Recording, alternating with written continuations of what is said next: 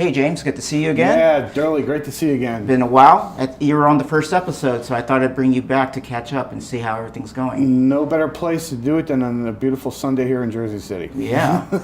So how's everything with you? Everything is just wonderful. There's a lot to talk about, as we all know, in security, in terms of risk, in terms of all the things that you and I both love and live for, right? So yeah, so you've been traveling back to Silicon Valley. What's going on over there? A tremendous amount. I mean, funding is still healthy for security startups, as we all know. Yeah. They're a great thirst for solutions that are going to help us in data protection, in basic system cybersecurity, anything. I mean, anything that's going to help bring down risk levels in most organizations. There's a healthy appetite for funding there. But there's so much stuff out there now. It feels like sometimes when you're researching it, there's so much white noise. Exactly. How do you like to cut through that? Because when I get paid sometimes to do like these tech assessments or a platform assessment, and really all they want is for me just to summarize like Gartner or something, especially with the amount of time they give you. They don't really allow you to like call the vendor in, do a thorough interview, a question with them. Path to least resistance. Yeah, so how do you cut through that? So, typically? When I look at systems that I'm thinking about or that I might have interest, I mean, I always work from a risk-based perspective, right? Yeah. It doesn't make sense to acquire a system or even look at one that doesn't fit or doesn't close a certain gap that would reduce residual risk in our organization. Yeah. It makes no sense. It's money that's not well spent. The other thing that I kind of look at for the future, and this is one of the reasons why I do a lot of traveling in the state of Silicon Valley and some other places, is I want to make sure that I'm always getting a look at the future. Yeah. What else could be happening? Just keeping up to date. Exactly. Okay. So the one thing that I'm looking at, I'm actually looking at two kind of buckets, I would say, in terms of technology. One is security around IoT or sensor systems. Okay. Very critical for some organizations that may not even think they're exposed to such risk. Yeah. And then container and microservices security, I would say. Yeah. As development cycles move towards the more agile, the more lean, the more DevOps-like, right? It's systems that will kind of fit in there to close the gaps there that we've seen that typically most folks don't know how to remediate or how to automate remediation. Yeah. So. Do you just jump straight in and try to look at security that is trying to harden those environments, or do you first even talk with just the people that work in those environments? What are the gaps, trying to understand like blockchain and things like that? It's my opinion, let's talk more on the development security, rugged DevOps or Sec DevOps, right? It's my opinion that most development folks aren't even aware of the risk that they're bringing in when they develop applications for production. Yeah. So in most cases, we have to take a proactive view and come to them and say, listen, these are the points of risk throughout the development life cycle that we need to at least address, if not remediate. Yeah. So there's a great interest in these kinds of solutions because most of these folks don't come from a security background. Yeah. So it's great now they have the development background, they're able to start learning about some of the security risks that they may be introducing there. And remember, historically, the way we've dealt with applications is we develop and then we put out in the environment or we make it production ready, and then we just figure out what the vulnerabilities are afterwards. Well, at the rate of application development today, it's not practical anymore. But as a security professional, I think it's just also important just to keep track of what these new, tools or networks are actually made of, and dive in at least at a high level, because eventually they're going to become the norm. Like, let's say blockchain, right? Yeah, exactly. If you look into blockchain, it's really just a mesh network, right? I mean, if you take aside the cryptographic aspect of it, it still needs servers, right? It's decentralized instead of centralized. Right. It's a mesh network. It's still going to ride either through tunnels on the public internet, connecting from site to site. So as a security, if you break it down by the various parts and maybe set aside, like for me, the part that I wouldn't want to dive into, try to secure, which is more the cryptographic aspect of the application. I would maybe outsource that. But if you break apart all the different stuff, you'll realize, like, hey, I've done this before. Like in the Army, we use mesh networks a lot. If one site gets taken down, the other sites can still communicate. It's very decentralized. Yeah. And in a war zone, you would want that, right? So that if the enemy takes out your main site, it doesn't take out the whole network, for example. I think that paradigm, the war paradigm, is absolutely cogent in the enterprise environment as well, because essentially we are in a war. I mean, we've got to figure out how to harden, our assets. I mean, the ones especially that are most risk cogent to, from that paradigm. I think it's absolutely one of the best ways of describing it. I mean, in terms of blockchain specifically, I think I've been looking at it more from a provider perspective, and I haven't seen a clear winner, so to speak. I hear a lot of hype and a lot of folks talking about it, but I'd love to hear if you're seeing anybody starting to break out of the pack. I haven't seen providers. I think IBM and some others are offering I hear a lot of like services, IBM, but I still think you've got to do a lot of the heavy lifting and programming it yourself. I've kind of just been researching. I think there's some companies or governments in Europe that are trying to use it. There's I think an Eastern European country. I think their whole healthcare data record system, a nationalized one, they're using blockchain. Which is amazing. And I think they outsource someone to build it for them. And it's probably one of the first major uses of blockchain outside of like digital currency. Sure. And it looks really interesting because you could see maybe 20 years from now where it might lead to a lot of like digitalized, not only currency, but maybe ID or health records. And the concept is great. That way you don't have to go into, every time you go to a doctor or pharmacist, you fill out the same paperwork. Exactly, right. Or, everyone how has, safe is that? Yeah, and how everyone has access to your records through this secure blockchain system. And it will survive. If you're putting everyone's health records, you want to make sure it survives. So it's a mesh network. It's really, I've been following that one a little bit. Other than that, just how blockchain is working and I'm not really interested in the currency side, but how would you use it outside of that? I follow every once in a while. You know what? I think one of the challenges there, and I think you touched on it perfectly right above, is resources for development. I mean, we can't even get SOC analysts or security operations analysts here in New York. Now we're trying to source blockchain development folks here.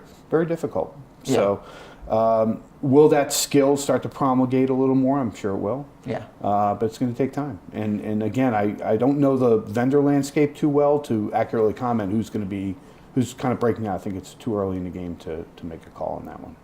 Yeah, and then you got, even if they do offer it on the IBM cloud or Google cloud or wherever, it's like anything on the cloud. They just assume that it's secure, and there's still a lot of things you have to do yourself, especially on the infrastructure as a service part of the cloud. So you'll see a lot of issues, security issues. You'll see people getting hacked all the time who are hosting on the cloud. Yeah, the assumption of risk when you put anything in the cloud, be it infrastructure, platform, or software as a service. The assumption by, I would say, 75 to 80% of the clients utilizing those services are that their security issues have gone away, more or less. And that's absolutely the opposite of the truth. Yeah, and I think even recently, because there's been so many S3-like buckets with Amazon that are breached, they said, well, they're going to try and harden that to where it prevents that from happening.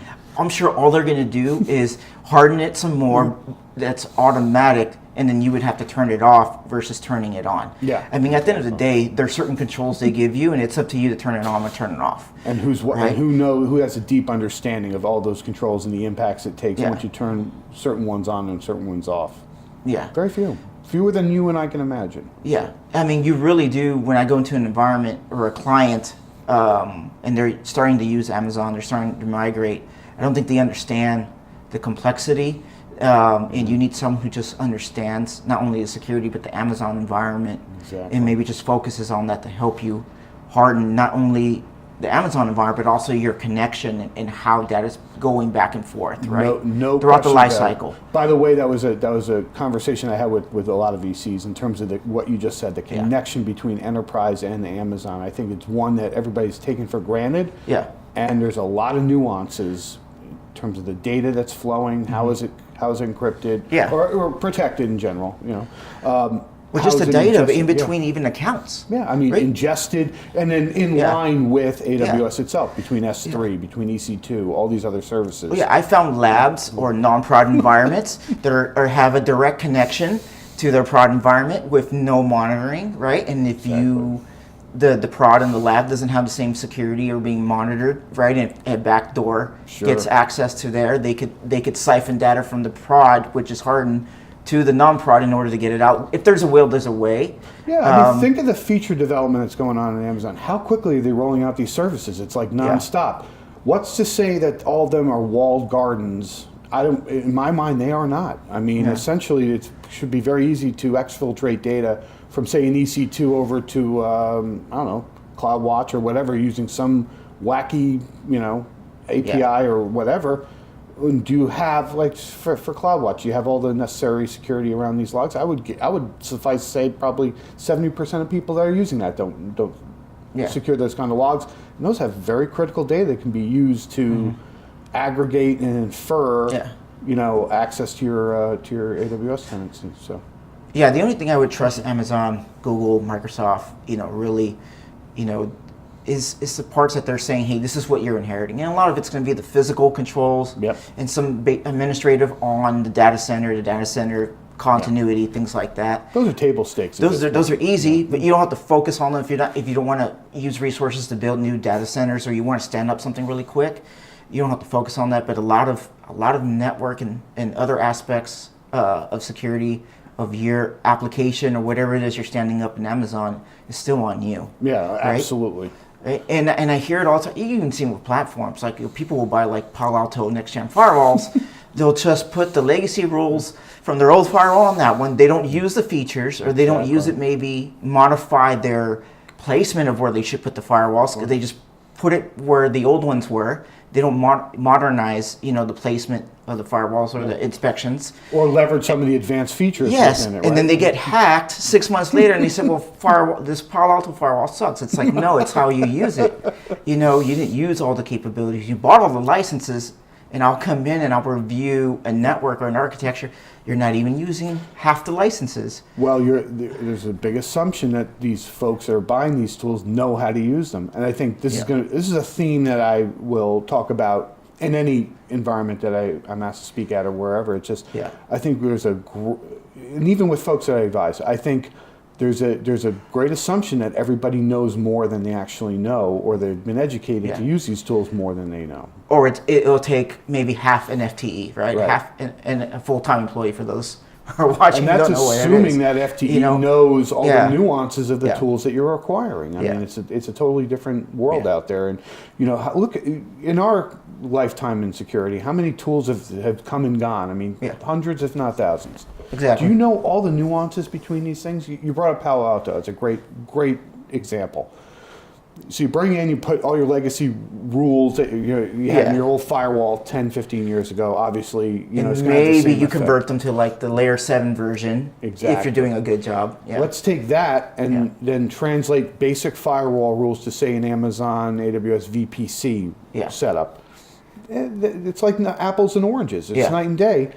But they don't do layer 7. But nobody would know enough to take those rules and then basically transform them into VPC ready security. Yeah. They wouldn't know any better. I mean, the majority of folks here do not. They're not even stateful. I think they're stateless. So, and that's why a lot of people don't even use the network ACLs, which is the firewall, because then you got to make a rule for in and out. Sure. And people don't want to do that. They don't want to manage it. So they either try to they just open it up and try and use like a virtualized Palo Alto, or they just rely heavily on the security groups, right? And then the security group wasn't designed to be the network firewall. What's the biggest fear of any security or network team that you're going to stop end users from being able to do their own job? So at default, you're just going to start opening things arbitrarily, not knowing what the downstream impact is going to be. Yeah, you see that a lot. Do you feel like at a senior level, it's good to have a deep understanding of all the environments the organization's using, or just have like a basic understanding? You need as much information as you can get, and unfortunately, at this level or any other level in between, the job's gotten more complicated. Yeah. Obviously, there's many more items that you have to kind of correlate, I think, in your mind in terms of a defensive strategy or a risk strategy or anything to do with an ISMS or an information security management system. And the amount of tools coming out there are definitely not helping the cause from a understanding perspective.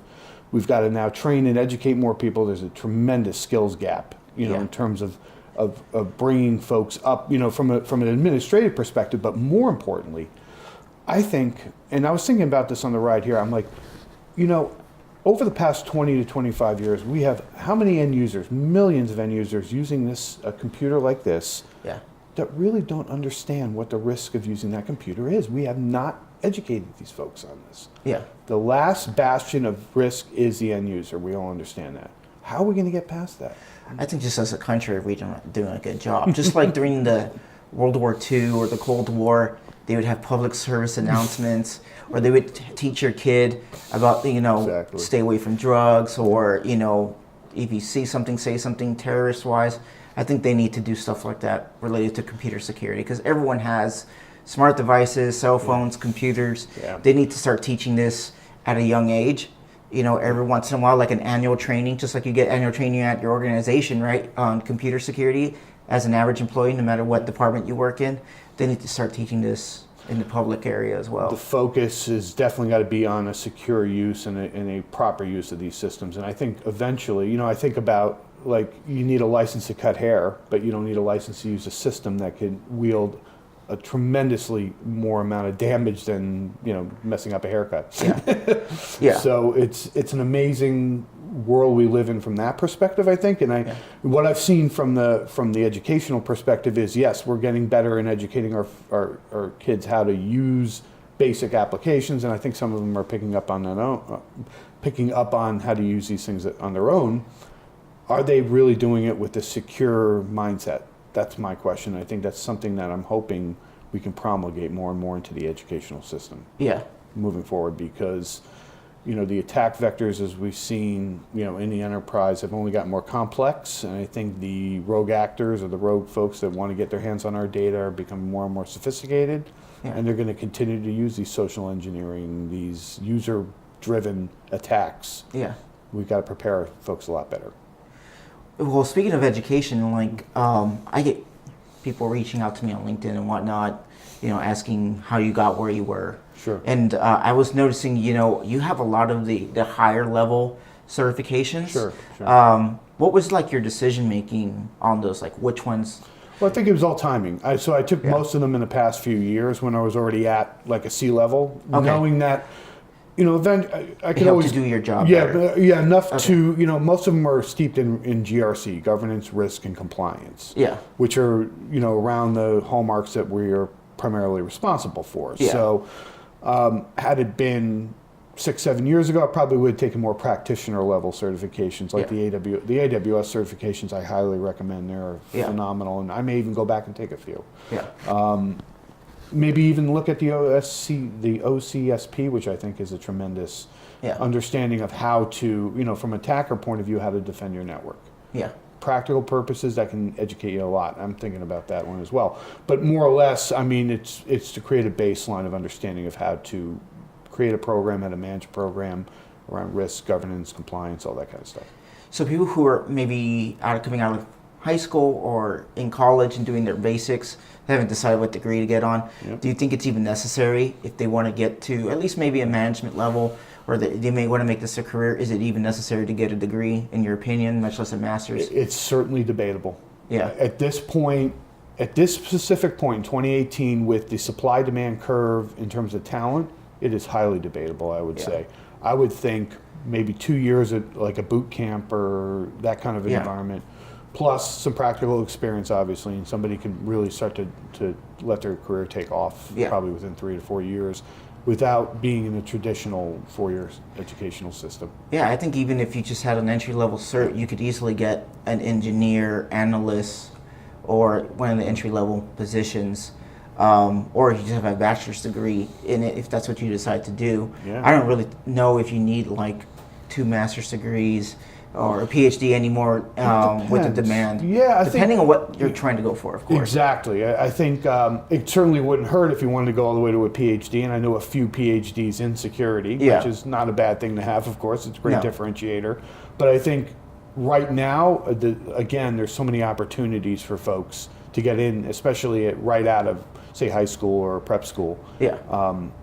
The effort is not that encumbering, because we want to train more folks, especially in terms of security operations. I think that's a great place to start to really understand. It's like when I started on the help desk maybe 23 years That's ago. how I started. Exactly. That's Yeah. how you start to interact with users. That's how you start to understand how the rubber meets the road, and that gives you a great kind of setup for the rest of your career. And people who are in high school or in college, I tell them try and get, even if it doesn't make enough money or if it's a part-time job, try and get an entry level, even if it's just IT help desk, anything.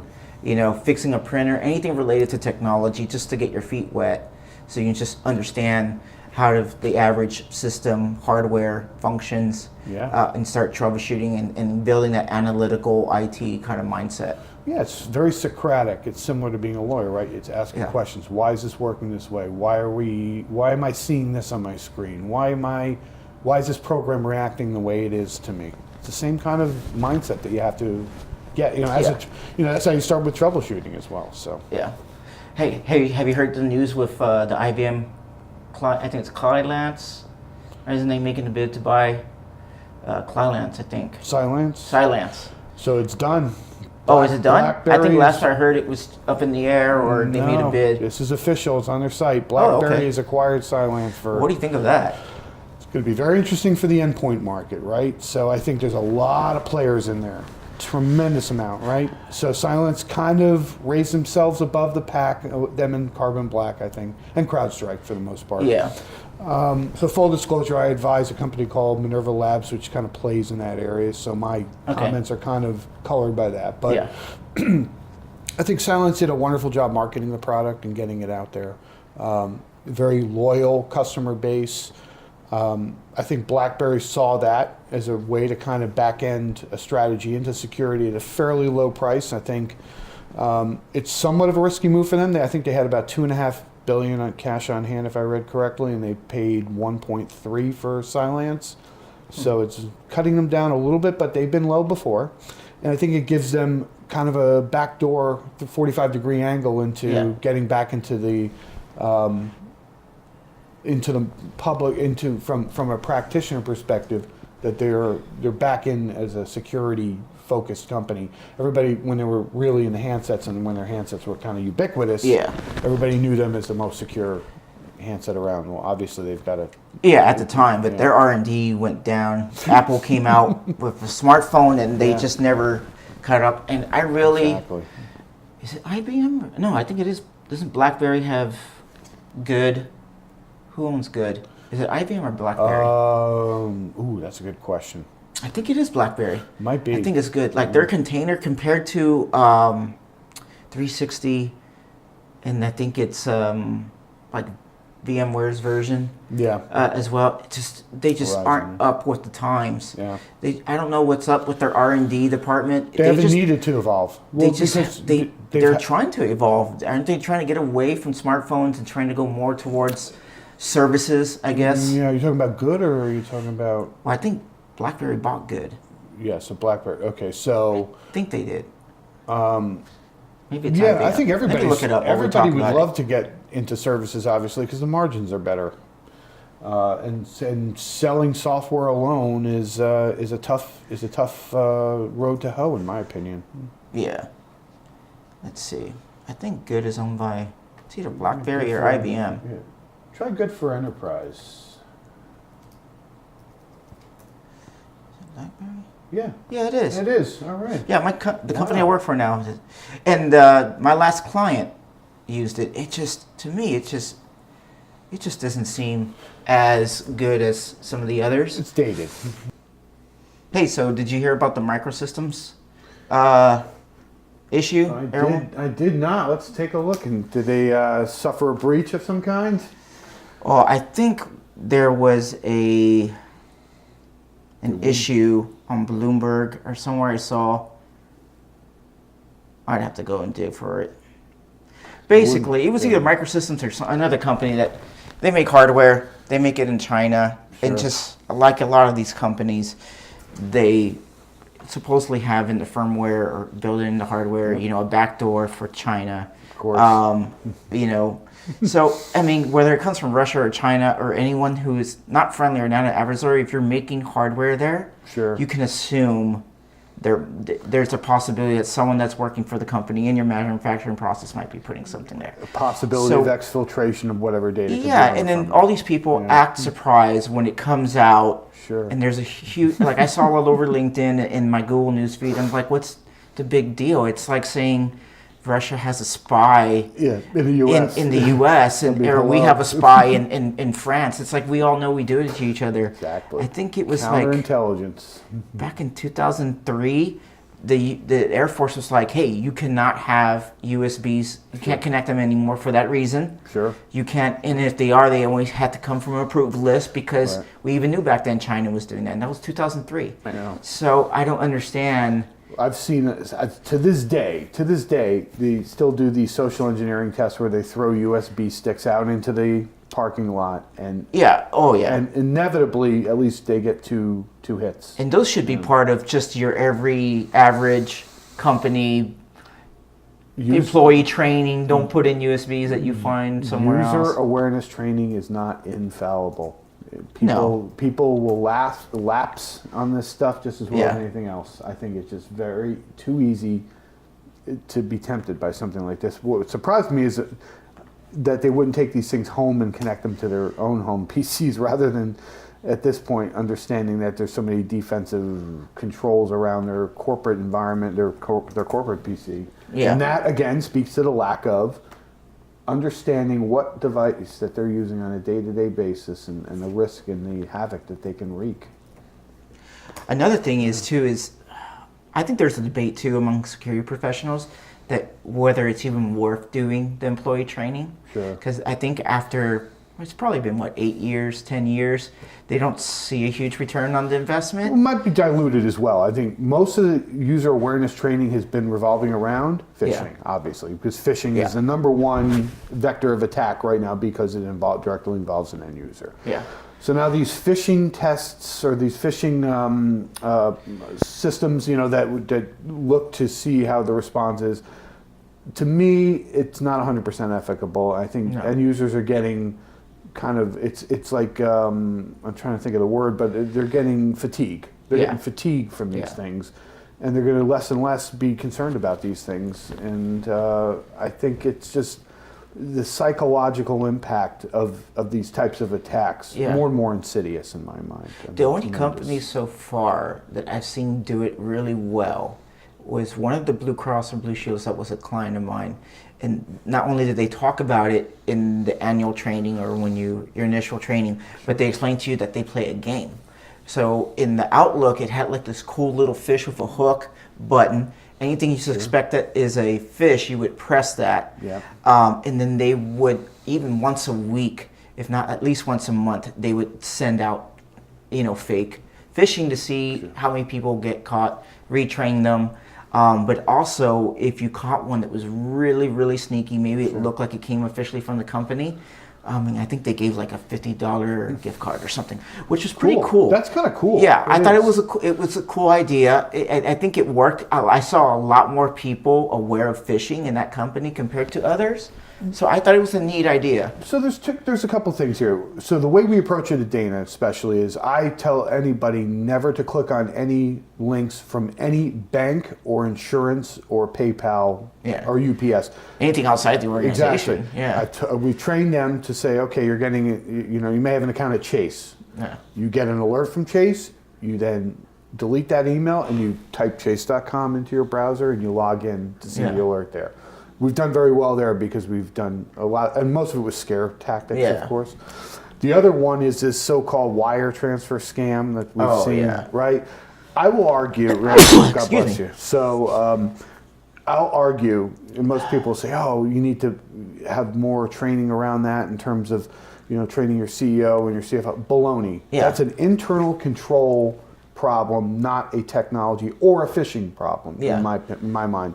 You should never be wiring that amount of money without a two-man rule or due diligence from that perspective. Yeah. And I've heard of 2 organizations in the past 6 months that have been duped by it, and they've actually wired out money. Wow. So that's crazy. What will it take for a review of internal controls, which have nothing or very little to do with information? Which is funny because security took the separation of duty and the two-man rule from CFOs.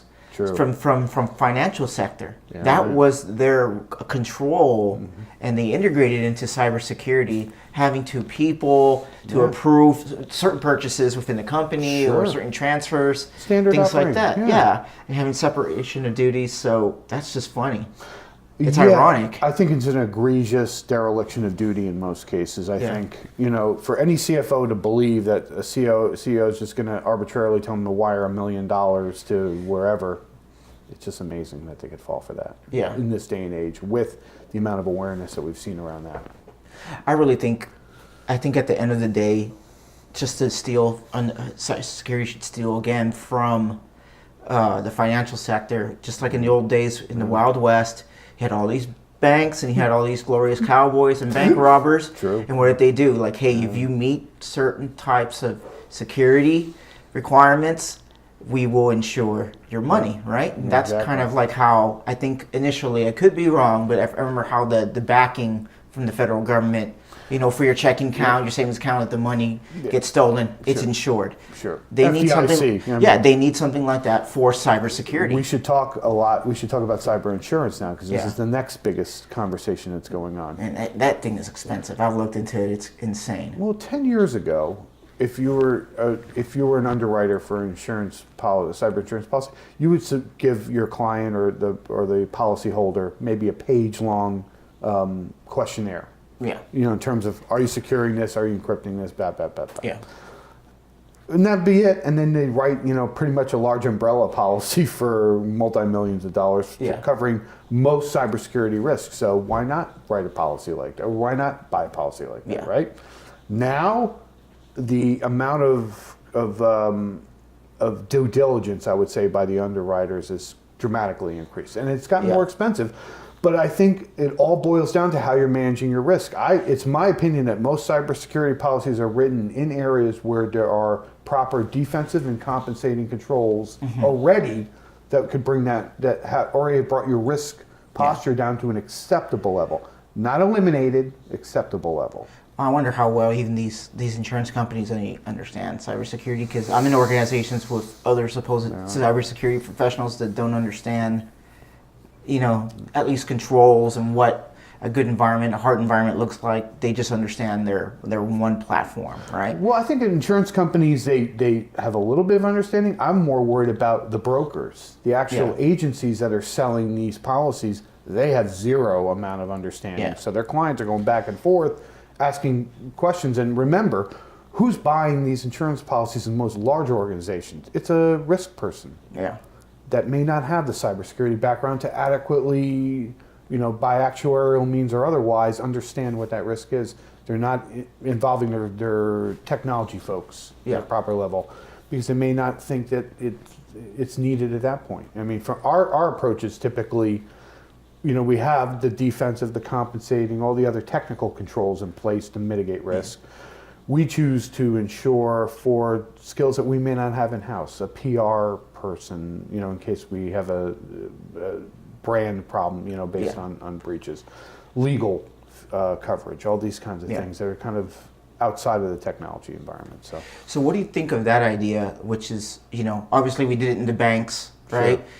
And I'm not just talking about using it only for financial. Maybe like if you're a public trading company, you want the U.S. to back you, or some organization that they were to create. Yep. It's more of a carrot, right? You want to get insured, because usually if you get hacked and it's public, you lose 60% of profit. I think it's like the first 3 quarters afterwards, right? Easily. And then just the damage that the hacker will do. So if you want to get insured, it's more like a stick versus. A carrot versus the stick, which is more like GDRP. We expect you to protect people's data. Exactly. If you don't, we're taking globally 4% of your profit. That's a huge stick. What do you think of the carrot versus stick kind of methodology from a government regulatory aspect? So from a regulatory perspective, let's see what's going to happen here in the U.S. as a result of what's happened in Europe, right? Yeah. So GDPR. So GDPR obviously has got, that's a pretty heavy encumbrance in terms of fines. Yeah, crazy stuff. Yeah. So California is now I think they just passed a bill that's very similar. I think they're fighting it though, right? The federal government. They're fighting it, but I think they'll lose. Whoever's fighting it is going to lose. Yeah. It's the same thing with the cars. They put their own regulations on cars, and that's why everyone meets their car regulations, because it's too expensive to have one per state. Exactly. Yeah. So I think what we've seen here in New York with the DFS regulations are they're going to follow in line. I think the baseline table stakes is we've got to protect consumers' data. At what point, obviously, is the nexus going to match up between what we've got to insure ourselves, or at least have some risk mitigation there on our end as practitioners, versus what the government is able to backstop from their perspective. Yeah. You know, you think outside of security, you look at flood insurance, right? Because that's another kind of good paradigm, right? You got folks that, you know, obviously wouldn't be able to go to an underwriter and write flood insurance because it's way too expensive for the risk that's involved. Sure. So I think that if we look at the way flood insurance has evolved, that's probably the way cyber insurance is going to evolve as well. Yeah. So. Yeah, I mean, U.S. is big on insurance compared to probably other countries. So it is probably going to be more of a carrot, just like that's how the banks got evolved on the security side, physical at least, I'm sure initially. So I just think too with GDRP, if it doesn't make sense, like some companies are smart and they say, hey, this is the baseline. It doesn't matter where, if it is in the globe, this is the baseline we're going to do. But some of them are just going to straight, segregate European, from American, and then, hey, we're going to harden for GDRP only in the European side versus the U.S. side, and it may not affect the U.S. customer. It's a risky move in my opinion, and I'll tell you why. Because you spent all that time and effort doing it for your European customers with in my mind, it's inevitable that level of protection is going to be baseline here in the U.S. as well. Yeah. So you're going to go through that again? It might be tough. Yeah, I mean, if you were smart, you would look futurize 5 years, 10 years, especially if you get another more democratic-leaning administration. Eventually, someone's going to pass something, and it's going to be GDPR-ish. So what Amazon and some of the other big organizations that have global data centers just say, what's the bare minimum baseline across the globe? Because you figure that out and you meet that, it's cheaper in the long run to maintain that, to do it once. And then in China, I can't do this, turn it off here or there, or do it more here versus there. China's always going to be China's always going to be like a outlier, I would say, in terms of how you're dealing with privacy, because of the very complicated situation, I would say, in terms of that. Yeah, but you kind of have to have a very segregated data center network from your China versus Europe and US and maybe Australia. You could have one baseline. Yeah, I mean, it's easier in what I would call like the Western leaning countries, right? Yeah. Or even in the Far East, where we have more of a better relationship with countries out there. Yeah. In other areas, it's going to be outliers. So you agree, like having a global baseline is going to be far more cheap, not only cheaper, but less resource intensive. And it's inevitable. I think as this steam train picks up, in terms of consumer privacy, it's inevitable. I mean, privacy is always going to be top of mind, and we've seen it. Now, the question is, with the amount of time we've had, in terms of social media applications with these consumers, and how much personal data have they already let out into the world, has Pandora's box been already opened? Yeah. Another, so what is closing the barn door after the horse gets out? Well, if you're in the U.S., it's smart to get identity theft insurance, right? It's just this. It's like having car insurance or renter's insurance, home insurance. I mean, the likelihood of your social security number and your personal data getting out is high, and if you're on one of these sites, close to 100%, throughout your lifetime, I think last I checked 2 years ago, it was like in the 90s, easily, at least once in your lifetime if you live at least 50 years. So. Just get it and forget. I don't stress about it. If a doctor says, here, fill this out, use your social instead of your insurance, I didn't even stress about it. Exactly. Being in the military 20 years, I've put my social on at least 2,000 documents, right? Easily. So, and then you have what is it, the Office of Personnel Management that has everyone's clearance and who they know. That got hacked. I mean, so I don't. People ask me, hey, did you see about that? Are you stressing it? I'm like, no.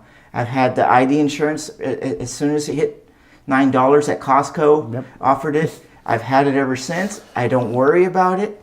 if it happens, it happens. You know, it's like getting in a car accident. Exactly. You just, if it happens and you can walk away, it's a good day. You know? Also the spread, actuarially speaking, it makes it so cheap, and because you know, the number of incidents versus the number of insured has gotten to an inflection point where this is so cheap. It is going down. My new company offers it now for the whole family for twice the price I was paying just for me. Yeah. So I'm covering my kids and everyone. Perfect. So it's worth it. It's a good investment. I agree. Yeah, it's going to be interesting. Privacy is always going to be in the vernacular, I think. Just gives you peace of mind. You don't got to stress your phone gets lost, or you know, maybe your personal record got out once in a while. I don't stress it. There's enough, I think, and finally, I'm hoping, you know, based on the what was it, Experian? The Experian hack. Yeah. That even the credit agencies are going to take this much more seriously because... Well, did you look? I think I was talking with some colleagues.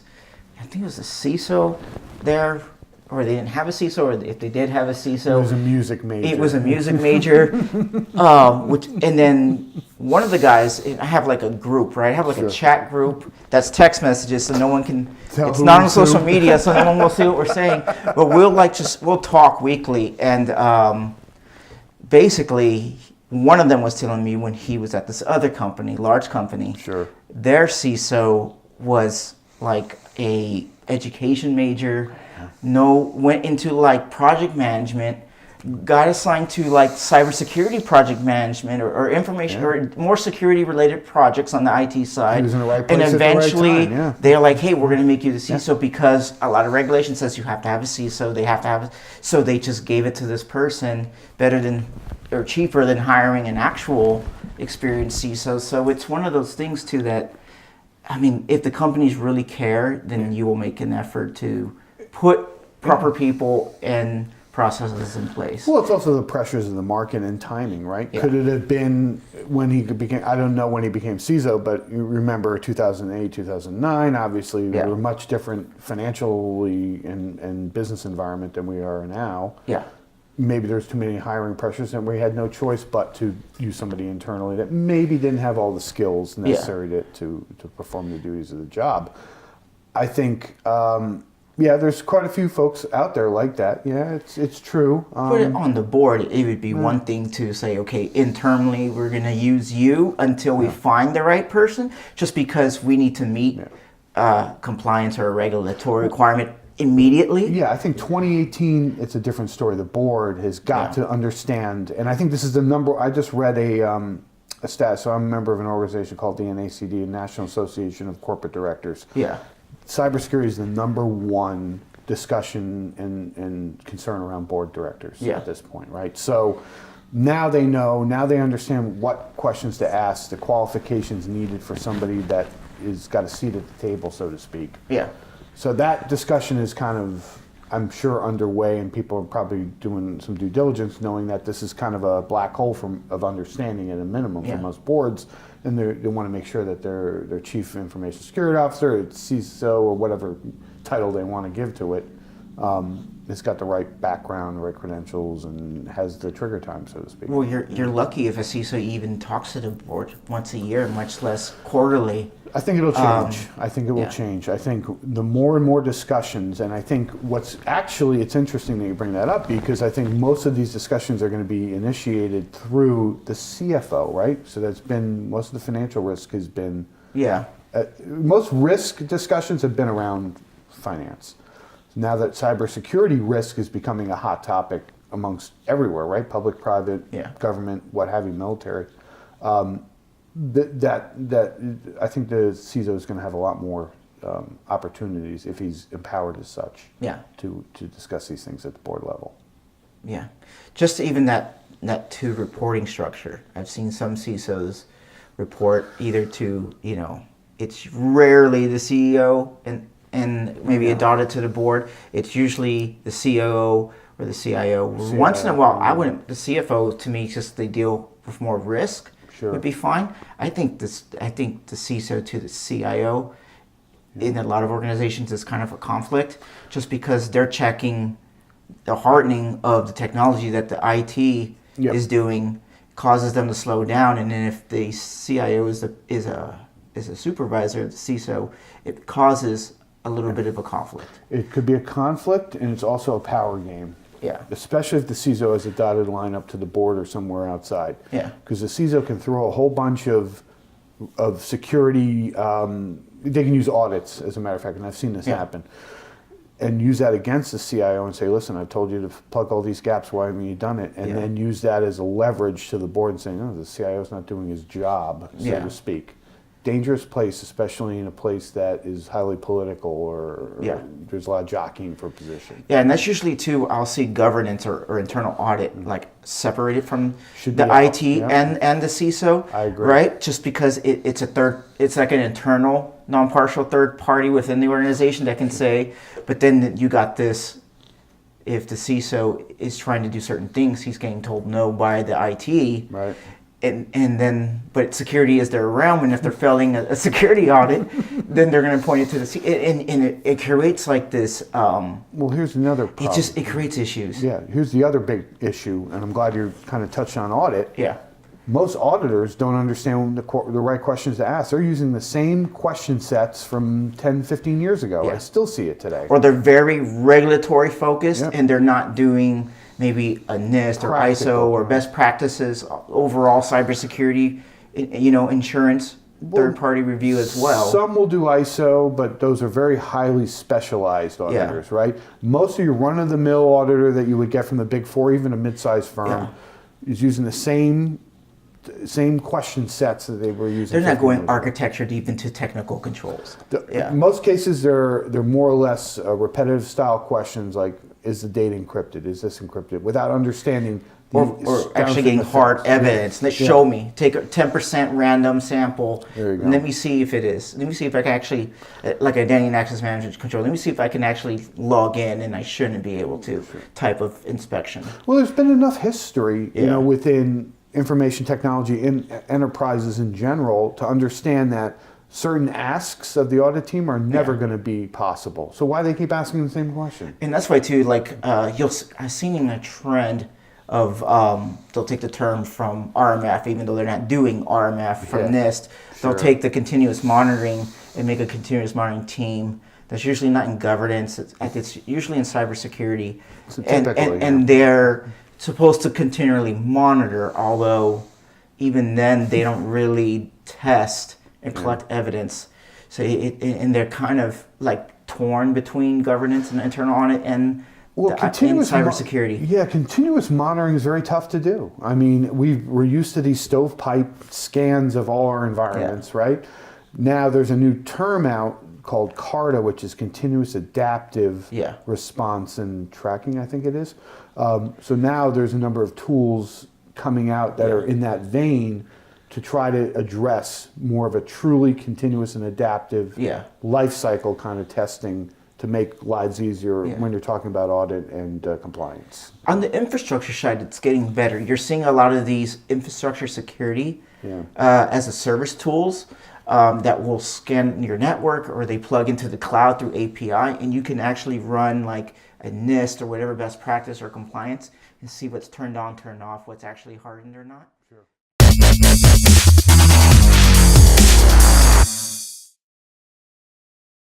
Thanks for watching. If you like this video, follow me on social media and subscribe to my YouTube channel.